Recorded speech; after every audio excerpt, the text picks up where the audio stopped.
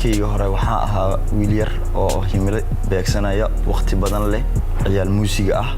hubiyay muusigaha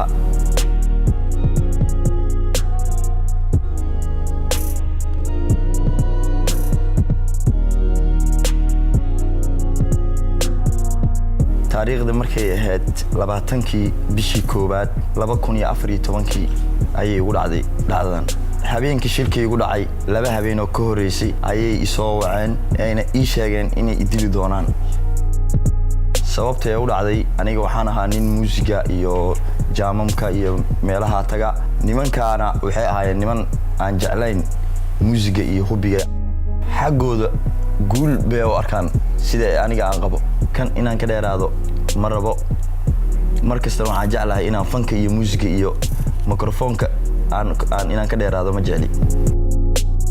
cabsi weyn baa dareemaa habeenkii xilli dadka ay socon baa socdaa shaqooyinkii shaqamaado cabsi weyn baa jirta dhacdadan waxyaalaha aan ilmaami karin waxaa kamid ah muusiga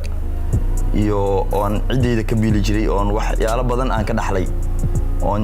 markasta inaan ku dhiirido aan jeclahay oon si markaan soo xasuusto xanuun badan igu reeba waxaa kamid ah fanka iyo muusiga qoyskeena halka qof oo u dagaalamayay oo magaalada u aaday oo u soo shaqeynayay anigoo ahaa waa qoys meel dhaxaad ah hadeertaan islaama noolin laba meel baan ku kala noolahay fariin baan u dirayaa kuwa ku jira iyo kuwa hadeertaan doonayay inay galaan inay ka tanaasulaan al-shabaab iyo fikirkiisa